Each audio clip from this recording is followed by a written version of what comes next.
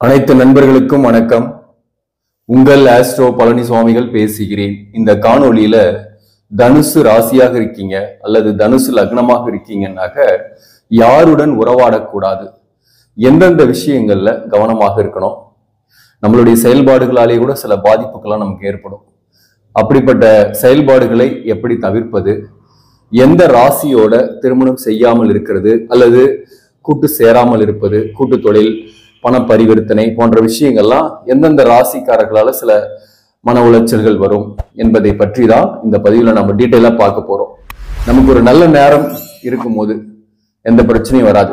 உதாரணமா கடந்த காலங்கள்ல ஏழரை சனி, அதுலயும் குறிப்பா பாதசனி காலகட்டம் 2020 இருந்து 23 இந்த காலகட்டத்துல தனுசு ராசி நண்பர்களுக்கு கடுமையான துன்பங்கள் எல்லாம் போச்சு. வேலை போச்சு, வேலை இழப்பு அல்லது திருமண வாழ்க்கையில நிறைய பிரச்சனைகள். அதுல மூலம் நட்சத்திரத்தில் பிறந்தவங்களுக்குலாம் கடுமையான பாதிப்புகள். பூராடம் நட்சத்திரத்தில் பிறந்தவர்களுக்கு, திருமணம் ஆகாதவர்களுக்கு எவ்வளவோ முயற்சித்தும் திருமண வரன்கள் வரவில்லை. போராட்டங்கள், கணவன் மனைவிக்குள் பிரிவுகள், சில பேருக்கு இழப்புகள், இப்படி கடுமையான காலகட்டம். இதுல வேலை விஷயம், உறவுகளோட பகை, சில பிரச்சனைகள்லாம் ஏன் வந்துச்சு அப்படின்னு நீங்க ஓரளவுக்கு உணர்ந்திருப்பீங்க, அனுபவம் வந்திருக்கும். ஏன்னா அந்த ஏழரை முடியும் போது பேசிக்கலாவே நமக்கு ஒரு மெச்சூரிட்டி லெவல் இன்க்ரீஸ் ஆயிடும். ஏன்னா நம்ம பல கஷ்டப்பட்டிருப்போம், கஷ்டத்திலேயே நம்ம நிறைய புரிஞ்சுக்கிட்டு இருப்போம். இப்போ ஒரு எதிர்காலத்தை நோக்கி நீங்க பயணித்து கொண்டிருக்கீங்க. அதே போல இப்பவும் சில பேருக்குலாம் அந்த சலிப்பான வாழ்க்கையாவே இருக்கு அப்படின்னு மாத பலன்களோட நான் சொல்லியிருக்கிறேன்.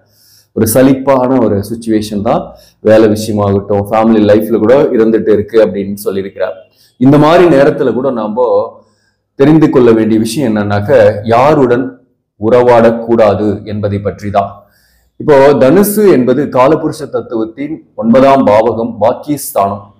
இந்த வீட்டின் அதிபதி குரு பகவான். இங்க மூலம் நட்சத்திரம் 4 பாதங்கள், பூராடம் நட்சத்திரம் 4 பாதங்கள், உத்திராடம் நட்சத்திரம் 1 பாதம் இருக்கும். மூலம் நட்சத்திரத்துல பிறந்தவங்களுக்கு பொறுத்தவரையிலும் எதையெல்லாம் விரும்புறாங்களோ, எதையெல்லாம் ரொம்ப நேசிக்கிறாங்களோ, பற்று வைக்கக்கூடிய இடத்தெல்லாம் ஒரு பற்றற்ற தன்மையை ஏற்படுத்தும். கேதுவின் நட்சத்திரம். அப்போ நிறைய ஞானத்தை கொடுப்பதற்காக பல கஷ்டத்தையும் கொடுக்கக்கூடிய சூழ்நிலை அவருடைய வாழ்க்கையில் ஏற்படும் என்பதை பற்றி நட்சத்திர பலன்கள் நாம் சொல்லியிருப்போம். பூராடம் நட்சத்திரத்தை பொறுத்தவரையிலும் நிறைய துறைகளில் ஈடுபட்டு ஏர்ன் பண்ணக்கூடிய அந்த நாலேஜ் இருக்கும், பார்ப்பதற்கும் நல்ல தோற்றப்பொழிவும் இருக்கும், கலகலப்பாக இருக்கக்கூடியவர்கள் பூராட நட்சத்திரத்தை பொறுத்தவரையிலும். ஆனாலையும் ஃபேமிலி லைஃப்ல கொஞ்சம் பிரச்சனைகள் இருக்கும், அல்லது திருமணத்துக்கு மீறிய உறவுகளால சில பிரச்சனைகளை உள்ளாக்கக்கூடிய சூழ்நிலையும் இவர்களுக்கு வரும். உத்திராடம் நட்சத்திரத்தில் பிறந்தவர்களை பொறுத்தவரையிலும் பணம் ரீதியாக நிறைய பாதிப்பு, பொருளாதார நஷ்டம். கடந்த காலங்கள்ல ஃபேமிலி லைஃப்ல பிள்ளைகளால நிறைய பாதிக்கப்பட்டிருப்பீங்க. இந்த ஏழரை சனி காலகட்டத்துல உடல்நல தொந்தரவுகள் இப்படிதான் கடந்த காலங்கள்ல இருந்திருக்கும். மேலும் மூலம் நட்சத்திரத்தில் பிறந்தவர்களுக்கு காதல் போன்ற விஷயம் ஏற்பட்டு கூட அது தடைகளாகவோ அல்லது பிரிந்தோ இருக்கக்கூடியதாகவும் அந்த காலகட்டத்துல, அதாவது ஏழரை சனி காலகட்டத்துல இருந்திருக்கும். இப்போ இந்த சுச்சுவேஷன்ல நாம தெரிந்து கொள்ள வேண்டிய விஷயம் என்ன அப்படின்னாக்க, குறிப்பா தனுசு ராசியில பிறந்தவங்களாம் ஆன்மீக விஷயத்துல அதிக ஈடுபாடு கொண்டவர்கள், நியாய தர்மத்துக்கு கட்டுப்பட்டவர்கள், நேர்மையான கோபம் கொண்டவர்கள், ஈகோ இருக்கும். வாலண்டரியா போய் யார்கிட்டையும் பேச மாட்டாங்க, பேசிட்டாங்கனாக்க நட்பை மெயின்டைன் பண்ணக்கூடியவர்களாக இருப்பாங்க, லாப நோக்கோடு செயல்படக்கூடியவர்கள். பணம் ஏதோ ஒரு வகையில வரும்.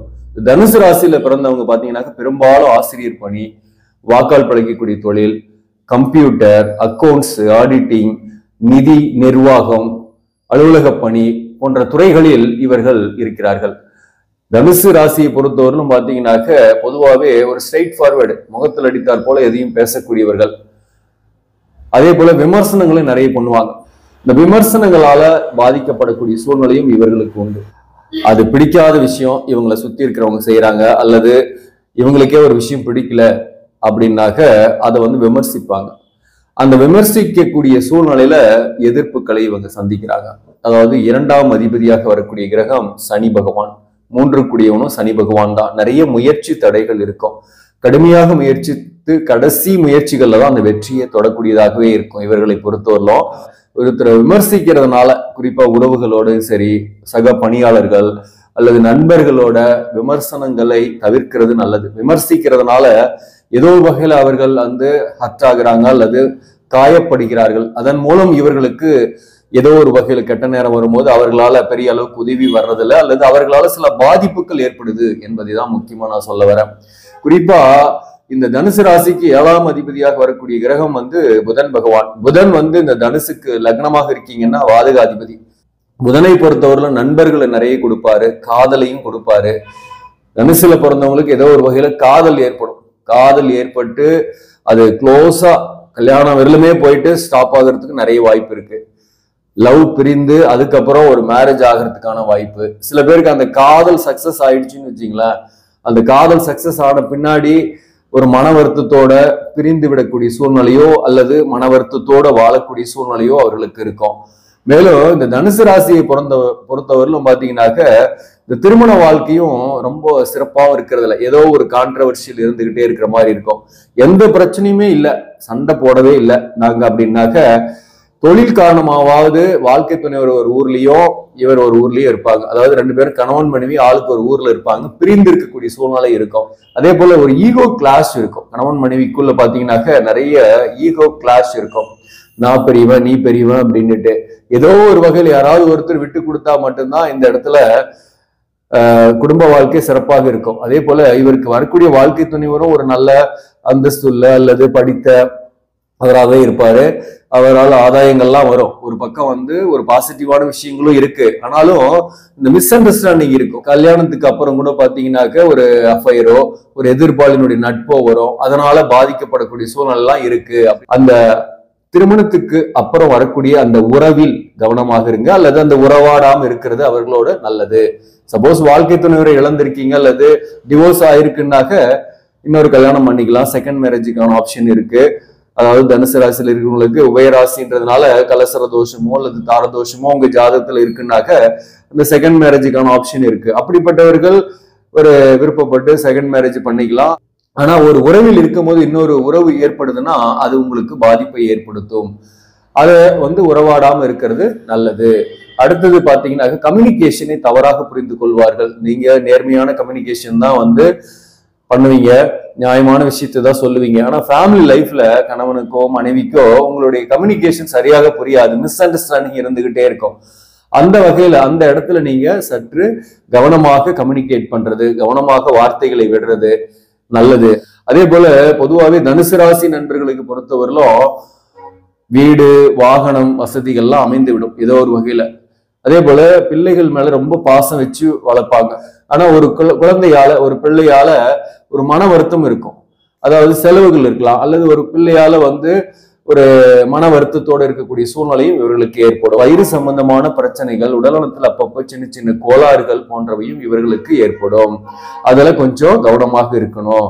தனுசு ராசி பெண்களுக்கு முக்கியமா சொல்லணும்னாக்க, பெண்களுக்கு பெண்களே எதிரின்ற மாதிரி 6ஆம் அதிபதியாக வரக்கூடிய சுக்கிரன் தான் 11க்குரியவனாக வராரு.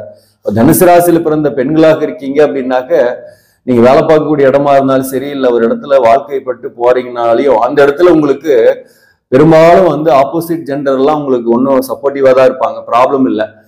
பெண்களுக்கு பெண்களே எதிரின்ற மாதிரி நீங்க வேலை பார்க்கக்கூடிய இடத்துல இருக்கக்கூடிய சக ஊழியர் பெண்ணாக இருக்கிறாங்க அல்லது உயரதிகாரி பெண்ணாக இருக்கிறாங்கன்னா அவங்களாலே உங்களுக்கு இடைஞ்சல்கள் பாதிப்புக்கள்லாம் வரும். அவங்களாலதான் பிரச்சனையே இருக்கும். அங்க உங்களுக்கு ஏதோ ஒரு வகையில தொல்லைகள் இருக்கும். அடுத்தது உங்களுக்கு மேலதிகாரியா இருக்கிறவரோட உங்களுக்கு சமரசம் பண்ணிக்க மாட்டீங்க. அவர் பெரியவரா நாம் பெரியவரான்ற ஒரு கிளாஸ் வரும். அப்ப மேலதிகாரிகளோடு உறவாடும் போது கவனமாக இருக்கணும். அவர்களோட உறவாடுற அளவுக்கு போகாம இருக்கிறது நல்லது. ரொம்ப க்ளோஸா போய் நாம அட்வைஸ் பண்ணா அதை ஏத்துக்கவும் மாட்டாங்க. அவருக்கு என்ன தோணுதோ அதே செய்யட்டும், அதுலயே அவர் லேர்ன் பண்ணிக்குவாருன்னு நம்ம விட்டுறது நல்லது. அதே போல நீங்க பெண்களாக இருக்கீங்கன்னாக்க, குறிப்பா ஒர்க் பண்ற இடத்துலயும் சரி, உறவுகள் இடத்துலயும் பெண்கள் கிட்ட, குறிப்பா உங்களுடைய உறவு பெண்கள் கிட்டையும் சரி, ரொம்ப க்ளோஸா ரிலேஷன்ஷிப்பை மெயின்டைன் பண்ணாம, ஃப்ரெண்ட்ஷிப்பை மெயின்டைன் பண்ணாம இருக்கிறது நல்லது. ஆளாக இருக்கீங்க தனுசு ராசியில அப்படின்னாக்க, உங்களை பொறுத்தவரையிலும் பாத்தீங்கன்னாக்க மட்டும் படாம இருக்கக்கூடியவர்கள் தான் ஒர்க் பண்ற இடத்தெல்லாம். ஆனா உங்களுக்கும் மேலதிகாரிக்கும் ஒரு கிளாஷ் வரும். எப்பயுமே ஒரு மேனேஜரா இருக்கிறாங்க, நீங்க ஒரு ஊழியரா இருக்கீங்கன்னாக்க அவங்களுக்கும் உங்களுக்கு ஒரு ஒத்து போகாத குணம் இருந்துகிட்டு தான் இருக்கும். என்னன்னா, அவரை பத்தி நீங்க யார்ட்டையாவது விமர்சிச்சிட்டீங்கன்னா உங்களுக்கு வேலையில அங்க பிரச்சனை வந்துடும். சக ஊழியர்களை நம்பி நீங்க ஏதாவது சொல்லிட்டீங்கன்னா அது அப்படியே ஸ்ப்ரெட் ஆகும்.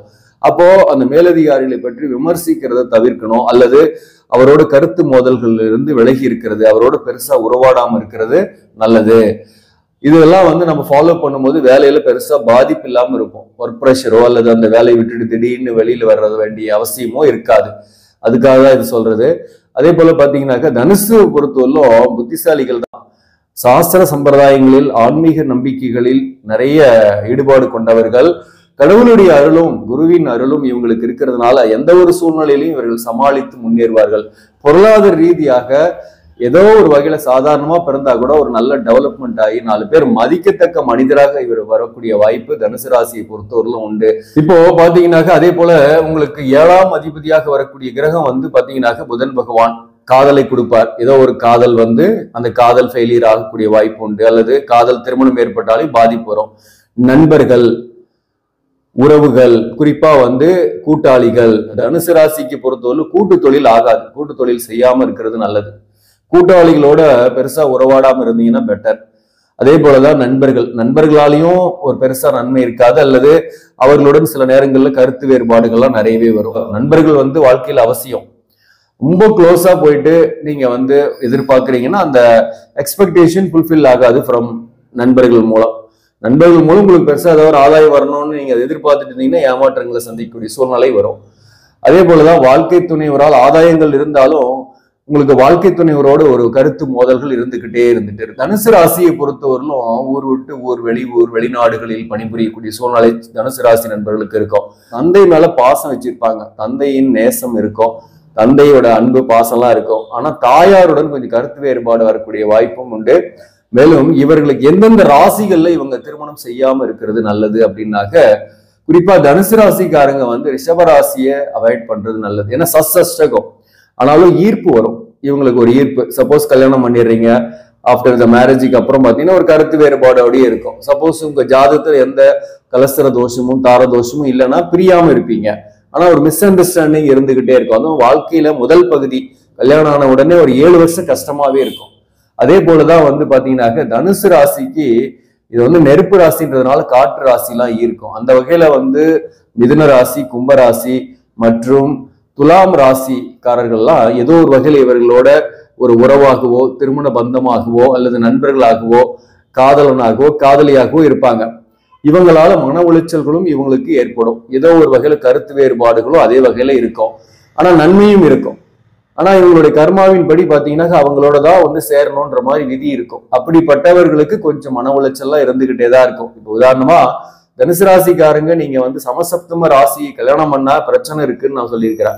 மேலும் ஒரு உபயராசி இன்னொரு உபயராசி கல்யாணம் பண்ணும் போது ஆப்போசிட்டா அப்படியே வாழ்க்கையில வந்து பாத்தீங்கன்னாக்க ஒரு குழப்பமோ, ஒரு இரட்டை மனமோ, அதனால சில பிரச்சனையும் பிரிவுகளும் ஏற்படுது. அப்ப அந்த வகையில மிதுனம் ராசி நீங்க செலக்ட் பண்றீங்க, கல்யாணம் பண்ணிருக்கீங்க அப்படின்னாக்க கருத்து வேறுபாடும் பிரச்சனையும் இருந்துகிட்டே இருக்கும். கணவன் மனைவிக்குள் ஒரு உறவு நிலையில பிரிந்து இருக்கக்கூடிய சூழ்நிலையோ அல்லது கருத்து வேறுபாடுகளா இருக்கக்கூடிய சூழ்நிலை வரும். இந்த சமசப்தம ராசிகளில் திருமணம் செய்யாம இருக்கிறது நல்லது. அதே போலதான் கும்பராசியை கல்யாணம் பண்ணாலையும் ராசி அதிபதி பொருத்தம் வர்றதில்ல. அந்த வகையில வந்து பாத்தீங்கன்னாக்க திருமண வாழ்க்கையில ஒரு ஆப்போசிட்டான கருத்துக்களால, ஒரு டிஃப்ரெண்ட் டைப் ஆஃப் ஒப்பீனியனால மிஸ் அண்டர்ஸ்டாண்டிங் இருந்துகிட்டே இருக்கும். துலாம் ராசியும் தனுசு ராசியும் மேரேஜ் பண்ணிக்கலாமான்னாலையும் ஏதோ ஒரு வகையில ஒரு ஈர்ப்பு இருக்கும். நண்பர்களாகவோ, காதலராகவோ, அல்லது மேரேஜோ ஆயிடுதுன்னா கூட ஒரு கருத்து வேறுபாடுலாம் இருந்துகிட்டே தான் இருக்கும். மற்றபடி இவங்களுக்கு பண்ணக்கூடாத ராசின்னாக்க மிதுனம், ரிஷபம் மற்றும் வந்து கும்பராசி மற்றும் கன்னி ராசியும் தவிர்க்கிறது நல்லது. அதே போல இவருக்கு விருச்சிக ராசியும் தவிர்க்கிறது நல்லது. சஷ்டகமாக வரக்கூடிய ராசி விருச்சிக ராசியும் தவிர்க்கலாம். மற்ற ராசிகளில் திருமணம் செய்யலாம். ஆனாலும் மற்ற ராசிக்காரர்களுடைய ஜாதகத்தை கட்ட பொருத்தம் பார்த்துதான், அதற்கப்புறம் பொருத்தம் இருக்கு அப்படின்னா மேரேஜ் பண்ணீங்கன்னா ஆஃப்டர் த மேரேஜுக்கு அப்புறம் எந்த அளவுக்கு பெரிய பாதிப்பும் இல்லாம நிம்மதியா இருக்க முடியும். அதெல்லாம் வந்து ஒரு பொது பலனாதான் சொல்றேன், லைஃப் ப்ரெடிக்ஷன்.